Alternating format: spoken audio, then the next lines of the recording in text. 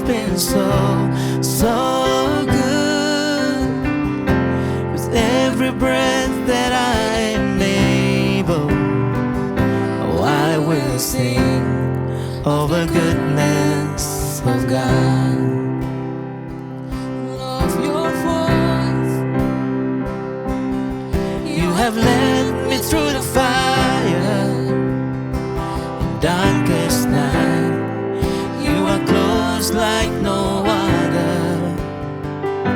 I've known you as a father, I've known you as a friend. I have lived in the goodness of God. All my life you have been faithful.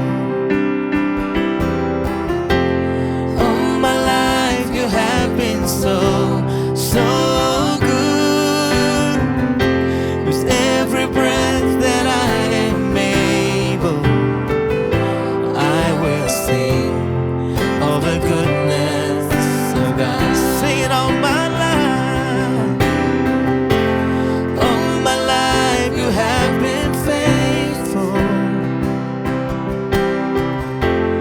All my life you have been so, so good. With every breath that I am able, oh, I will sing of the goodness of God. Your goodness is running after, it's running after me. Your goodness is running after, it's running after me. With my life laid down, I'm surrendered now.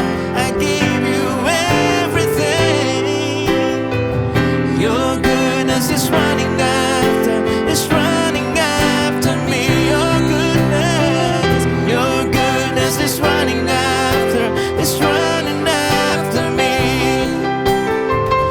Your goodness is running after, it's running after me. With my life laid down, I'm surrendered now. I give you everything. Your goodness is running after, it's running after me. All my life you have been faithful. All my life you have been so, so good.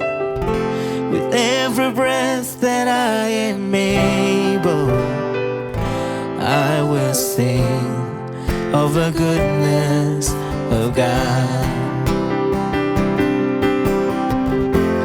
All my life you have been faithful. All my life you have been so, so good. Oh, with every breath that I am able, oh, I will sing of the goodness of God. I will sing of the goodness of God. Oh, I will sing of the goodness of God. Shalom Bapak Ibu sekalian. Hari ini kita mau kembali membaca firman Tuhan. Dan ayat yang akan kita renungkan hari ini terambil dari Wahyu pasal yang ke-16. Menceritakan tentang kedatangan Tuhan yang kedua kali. Dan saat ini saya mau ajak kita sama-sama membaca di dalam ayat yang ke-15. Di sini dikatakan, "Lihatlah, aku datang seperti pencuri. Berbahagialah dia yang berjaga-jaga dan yang memperhatikan pakaiannya, supaya ia jangan berjalan dengan telanjang dan jangan kelihatan kemaluannya." Bapak Ibu, ini ayat yang tidak mudah untuk kita mengerti. Tapi mari bersama-sama kita minta pimpinan Roh Kudus untuk mengerti apa yang dimaksud di dalam ayat ini. Dikatakan, "Lihatlah, aku datang seperti pencuri." Saya percaya tidak seorang pun di antara kita yang tahu kapan pencuri mau datang. Dan firman Tuhan katakan, aku datang seperti pencuri. Artinya apa? Bapak, Ibu, Saudara-saudara, betapa perlunya kita senantiasa siaga. Kita tidak pernah tahu kapan Tuhan datang kedua kalinya. Sungguh betapa penting kita menjaga hidup sedemikian rupa, supaya ketika Tuhan datang kedua kalinya, saudara dan saya kedapatan tidak sedang di dalam kegelapan, tapi kita ada sebagai orang-orang yang berjaga-jaga, yang menjaga hidup kita sedemikian rupa untuk berkenan di hadapan Tuhan, yang menjaga hidup kita senantiasa untuk terus melekat kepada Tuhan.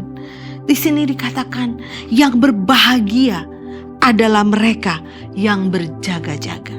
Bagaimana kita berjaga-jaga? Firman Tuhan mengajar kita untuk kita terus berjaga-jaga di dalam doa, di dalam persekutuan kita dengan Tuhan. Berapa banyak waktu, berapa sungguh kita mencari hadirat Tuhan, berdoa, berjaga, mempelajari firman Tuhan, merenungkan firman Tuhan. Mari kita lakukan itu setiap hari dengan setia, sehingga ketika Tuhan datang kembali, kita gak seperti orang yang kaget dan kebingungan dan kita ketinggalan. Tapi saya rindu dan saya percaya kita sama-sama rindu ketika Tuhan datang kedua kali. Kita bersuka cita bersama-sama karena kita kedapatan ada di dalam hadirat Tuhan. Di sini dikatakan yang berbahagia adalah yang berjaga dan memperhatikan pakaiannya.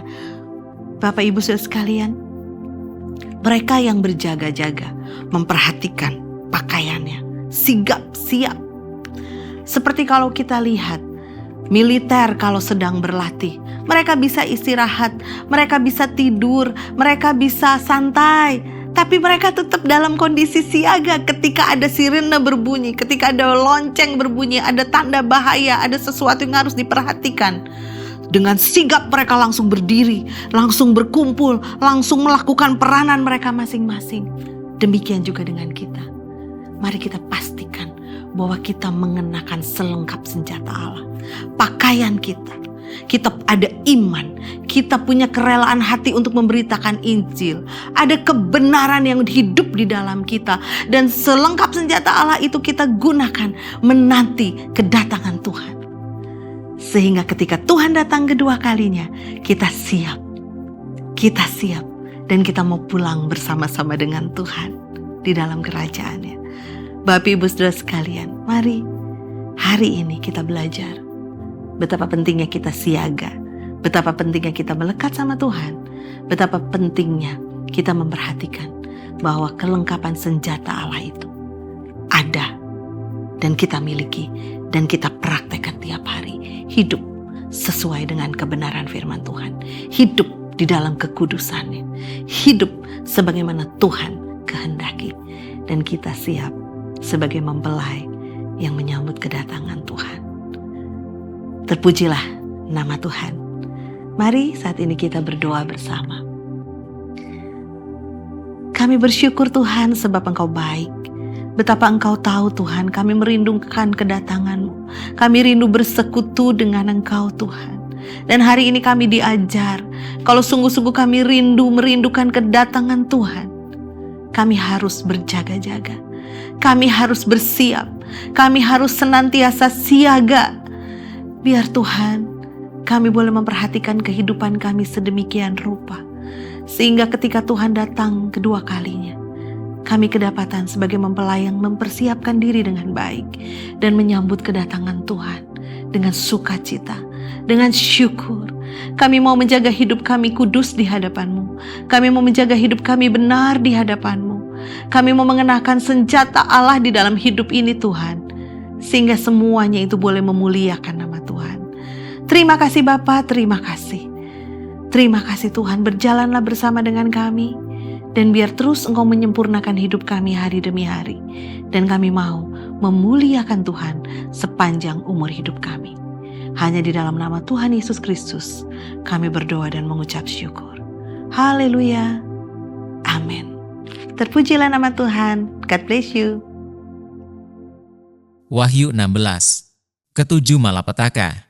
Dan aku mendengar suara yang nyaring dari dalam bait suci berkata kepada ketujuh malaikat itu, "Pergilah dan tumpahkanlah ketujuh cawan murka Allah itu ke atas bumi." Maka pergilah malaikat yang pertama dan ia menumpahkan cawannya ke atas bumi. Maka timbullah bisul yang jahat dan yang berbahaya pada semua orang yang memakai tanda dari binatang itu dan yang menyembah patungnya. Dan malaikat yang kedua menumpahkan cawannya ke atas laut. Maka airnya menjadi darah, seperti darah orang mati, dan matilah segala yang bernyawa, yang hidup di dalam laut. Dan malaikat yang ketiga menumpahkan cawannya atas sungai-sungai dan mata-mata air, dan semuanya menjadi darah. Dan aku mendengar malaikat yang berkuasa atas air itu berkata, "Adil engkau yang ada dan yang sudah ada, engkau yang kudus, yang telah menjatuhkan hukuman ini. Karena mereka telah menumpahkan darah orang-orang kudus dan para nabi, engkau juga telah memberi mereka minum darah. Hal itu wajar bagi mereka." Dan aku mendengar mezbah itu berkata, "Ya Tuhan, Allah, yang Maha Kuasa, benar dan adil segala penghakiman-Mu." Dan malaikat yang keempat menumpahkan cawannya ke atas matahari, dan kepadanya diberi kuasa untuk menghanguskan manusia dengan api. Dan manusia dihanguskan oleh panas api yang dahsyat, dan mereka menghujat nama Allah yang berkuasa atas malapetaka-malapetaka itu. Dan mereka tidak bertobat untuk memuliakan Dia. Dan malaikat yang kelima menumpahkan cawannya ke atas tahta binatang itu dan kerajaannya menjadi gelap, dan mereka menggigit lidah mereka karena kesakitan, dan mereka menghujat Allah yang di sorga karena kesakitan dan karena bisul mereka, tetapi mereka tidak bertobat dari perbuatan-perbuatan mereka. Dan malaikat yang keenam menumpahkan cawannya ke atas sungai yang besar, sungai Efrat, lalu keringlah airnya, supaya siaplah jalan bagi raja-raja yang datang dari sebelah timur. Dan aku melihat dari mulut naga dan dari mulut binatang dan dari mulut nabi palsu itu keluar 3 roh najis yang menyerupai katak. Itulah roh-roh setan yang mengadakan perbuatan-perbuatan ajaib, dan mereka pergi mendapatkan raja-raja di seluruh dunia untuk mengumpulkan mereka guna peperangan pada hari besar, yaitu hari Allah yang Maha Kuasa. Lihatlah, aku datang seperti pencuri. Berbahagialah dia yang berjaga-jaga dan yang memperhatikan pakaiannya, supaya ia jangan berjalan dengan telanjang dan jangan kelihatan kemaluannya. Lalu ia mengumpulkan mereka di tempat yang dalam bahasa Ibrani disebut Harmagedon. Dan malaikat yang ketujuh menumpahkan cawannya ke angkasa. Dan dari dalam bait suci kedengaranlah suara yang nyaring dari tahta itu. Katanya, "Sudah terlaksana." Maka memancarlah kilat dan menderulah bunyi guruh. Dan terjadilah gempa bumi yang dahsyat seperti belum pernah terjadi sejak manusia ada di atas bumi. Begitu hebatnya gempa bumi itu. Lalu terbelahlah kota besar itu menjadi 3 bagian dan runtuhlah kota-kota bangsa-bangsa yang tidak mengenal Allah. Maka teringatlah Allah akan Babel yang besar itu untuk memberikan kepadanya cawan yang penuh dengan anggur kegeraman murkanya. Dan semua pulau hilang lenyap, dan tidak ditemukan lagi gunung-gunung. Dan hujan es besar, seberat 100 pon, jatuh dari langit menimpa manusia, dan manusia menghujat Allah karena malapetaka hujan es itu, sebab malapetaka itu sangat dahsyat.